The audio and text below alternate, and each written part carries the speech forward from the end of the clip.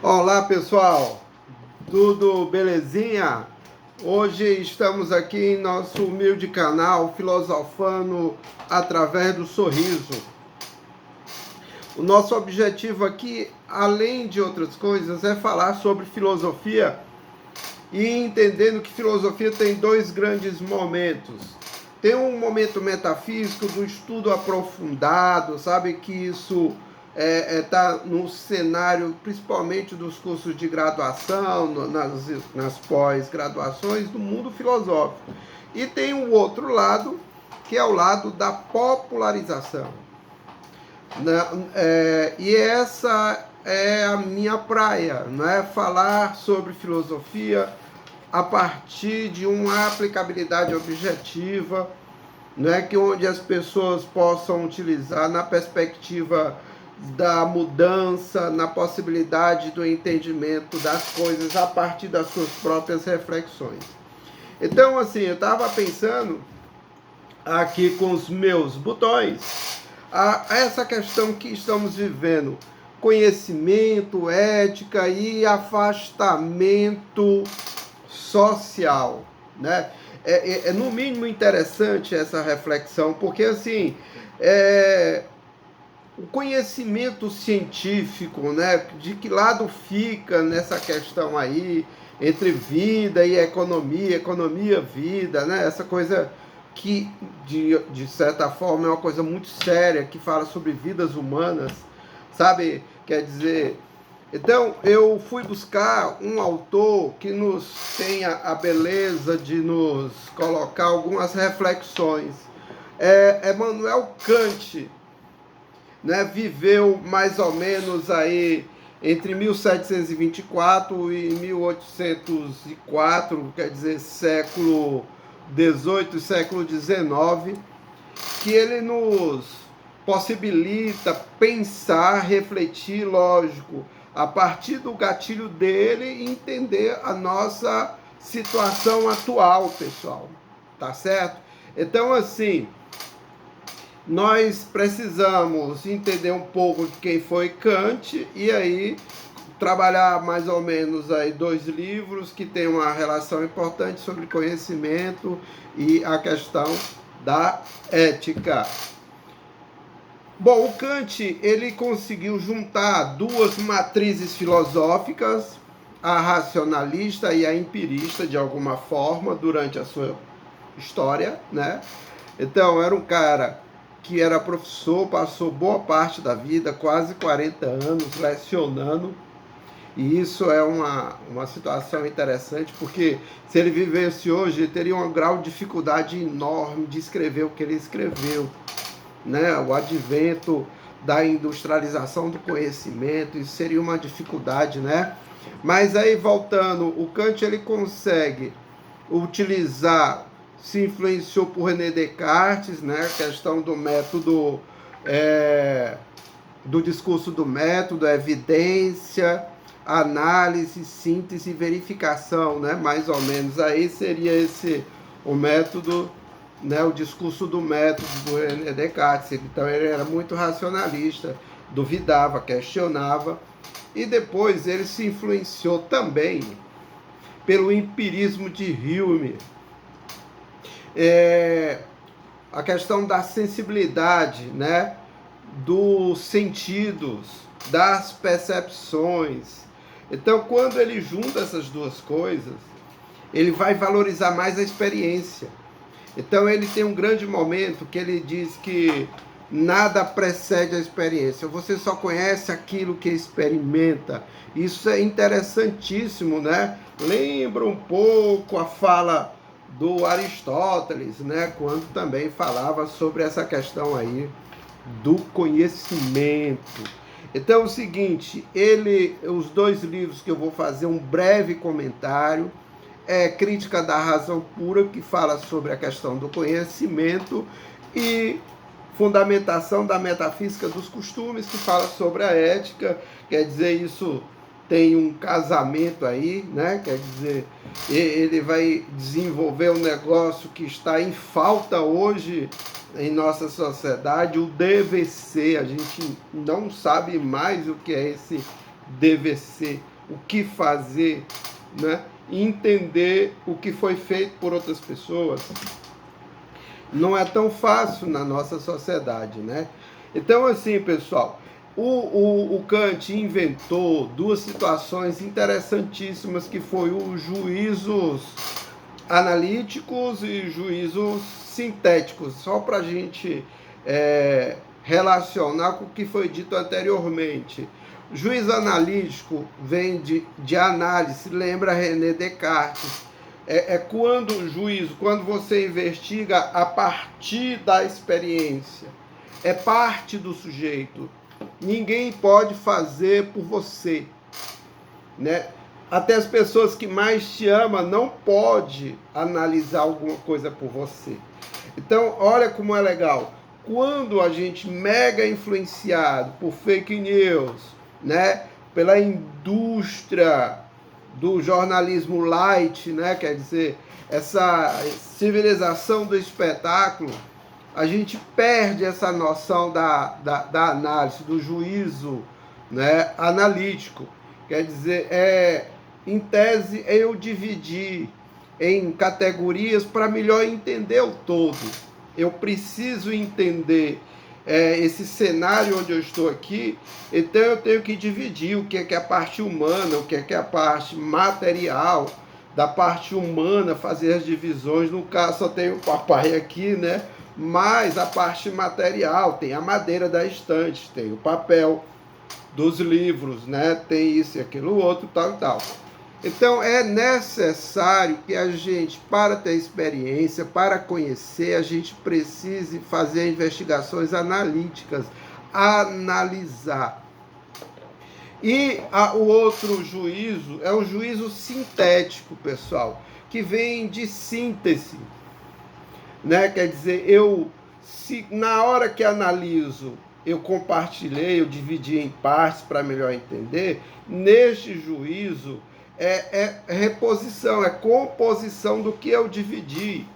E também, para facilitar o entendimento, quando eu... vou dar um exemplo prático. Couro sintético. Parece que é couro natural de animais, mas é industrial, feito pelo homem. Então, o juízo sintético, você pensa que foi você que construiu, mas é uma construção de outros, não faz parte da sua experiência. Então, essa ideia inicial desses juízos é de uma valorização da experiência, pessoal. A gente precisa estar no mundo para experimentar a realidade, para experimentar as coisas. Então, eu acho legal esse primeiro momento sobre os juízos. E ele também fala das teses que tem a ver com conhecimento, né? Teses, né, que pode ser a priori, antes da experiência, e a posteriori, depois da experiência. Então, é necessário que a gente entenda um pouco essas questões aí, pessoal. E aí, o que é legal é assim, as pessoas hoje, elas delegam aos outros a resolução dos seus problemas, sabe? Quando eu copio, quando eu acho que a vida do outro é melhor que a minha, do artista, né, do personagem do Big Brother. Então, essas coisas, sabe? Quer dizer, me faz lembrar aqui a questão do panótico, né? Quer dizer, que lá o Jeremy Bertrand falou um pouco, Foucault também usou, né? Quer dizer, vigilantes vigiando todas as pessoas, quer dizer, essas pessoas, os prisioneiros ao redor desses vigilantes. Agora a gente lembra a outra fala do Bauman, que ele vai dizer, vivemos a questão sinótica, que é o contrário. As pessoas vigiam um pequeno grupo de pessoas que está dentro, sabe? Quer dizer, então a experiência é a cópia. Então nós vivemos hoje nesse advento aí de afastamento social, mas a gente tem uma dificuldade enorme, porque a gente precisou redescobrir o nosso lar, redescobrir a nossa casa, sabe? Onde a gente só dormia, e aí as celebridades, né, fazendo live, né? Essa coisa, para amenizar o sofrimento e a dor de quem está em casa, vamos alegrá-lo, né? O excesso de visão de filmes, séries, né? Quer dizer, onde o nosso único passatempo seria ver televisão, né? E assim sucessivamente. Então é importante, pessoal, que essa experiência seja vista, né? Quer dizer, que tipo de experimento humano nós estamos vivendo. Então, o Kant, inicialmente, quando escreve Crítica da Razão Pura, quando fala da experiência, onde ressalta a necessidade da percepção, da sensibilidade, né, nos faz essa situação aí de refletir que tipo de experiência nós estamos tendo. Tem uma coisa interessante, tem aí celebridades que ficam mostrando excessivamente sua casa, sabe? Malhando em casa, aquela coisa toda. É uma forma mega exibida, né? Quer dizer, você pode até observar que não é uma coisa natural. Isso aí é uma fidelização de consumidor de espetáculo. A pessoa precisa ser fidelizada. Então, quando você entra dentro de casa, você precisa estar com um vínculo idealizado, as suas paixões que existiam fora, você tem que manter essas paixões dentro de casa. Então isso é uma situação interessantíssima, né? Eu espero que vocês estejam acompanhando esse raciocínio, essa experiência, né? O homem, o Hume, né? O empirista, dizia que o homem é um feixe de percepções, mas essas percepções, elas não são simultâneas. Você vai percebendo a luz que possa estar refletindo na lente do meu óculos ou no brilho da minha careca, sabe? Quer dizer, a audição da minha voz e assim sucessivamente. Então é legal que vocês entendam que para conhecer, você tem que ter consciência dessa experiência. Então, se você só conhece coisas repetidas, né, só conhece coisas rotuladas,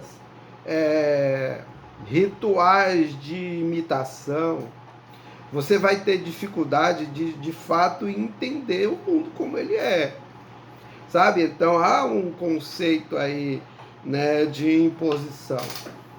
Então, pessoal, essa ideia de conhecimento, né, a partir do Kant, isso é só uma breve reflexão, a questão dos juízos, né, e das teses, né? Quer dizer, você consegue fazer uma tese sobre algo que você faz repetidamente várias vezes e adquire uma experiência, tá certo? Um outro livro que é importante para a gente aqui falar é a fundamentação da metafísica dos costumes, sabe?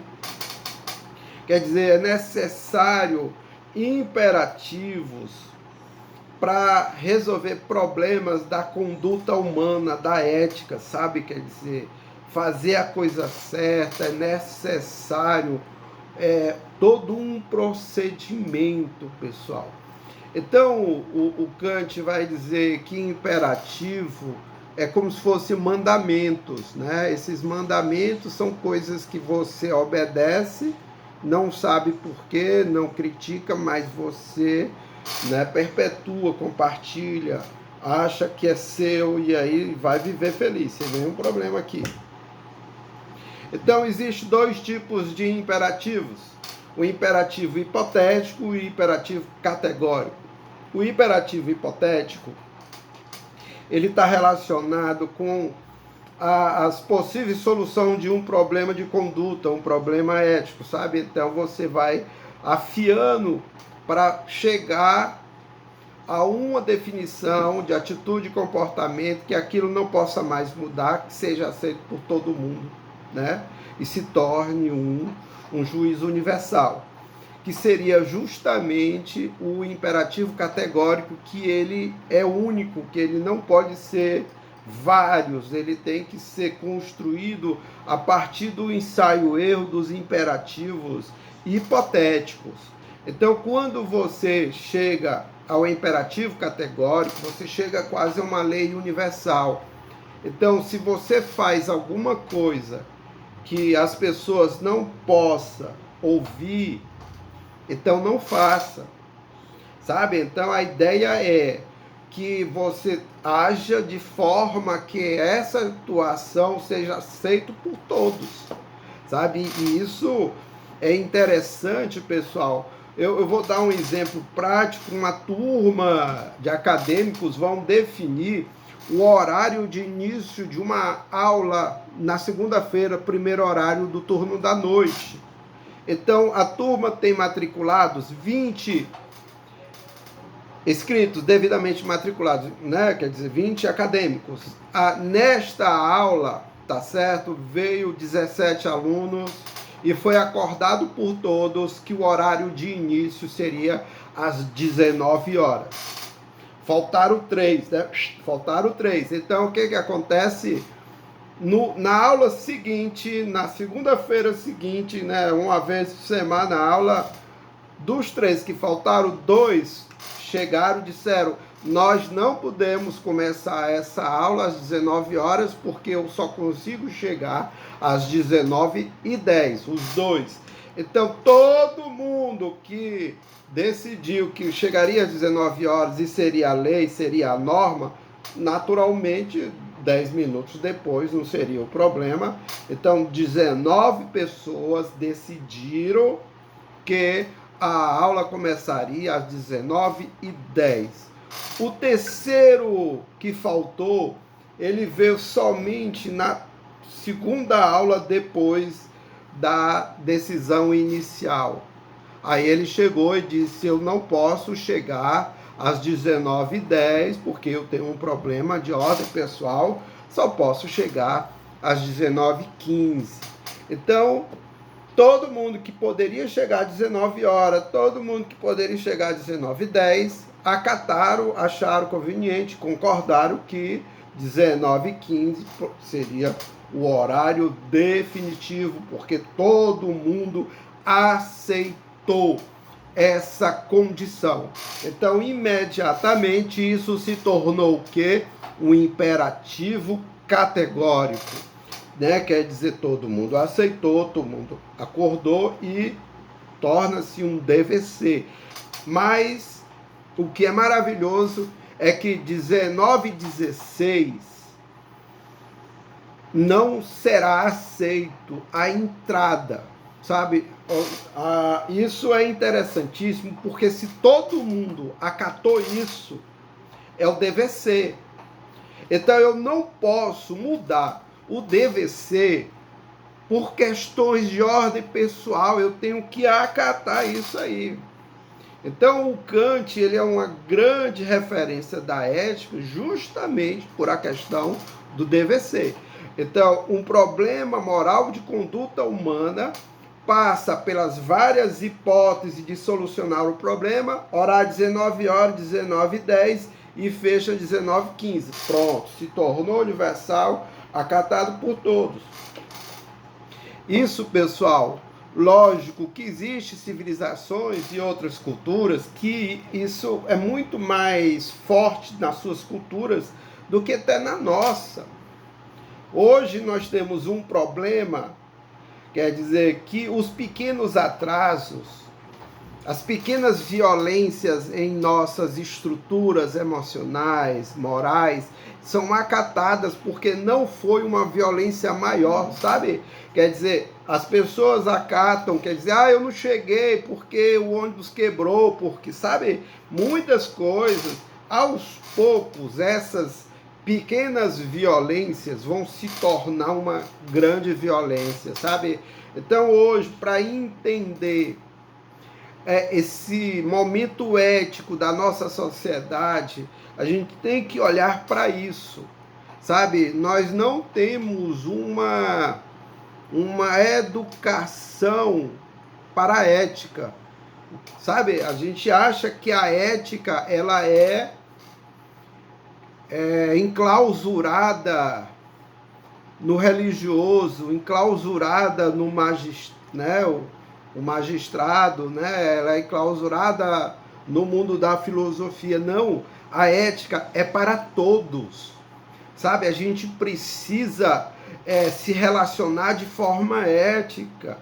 A gente observa, por exemplo, as definições desses grupos de pessoas que estão aí em conflitos, né? Quer dizer, os vermelhos contra o verde e amarelo, o amarelo, o verde contra o vermelho, sabe?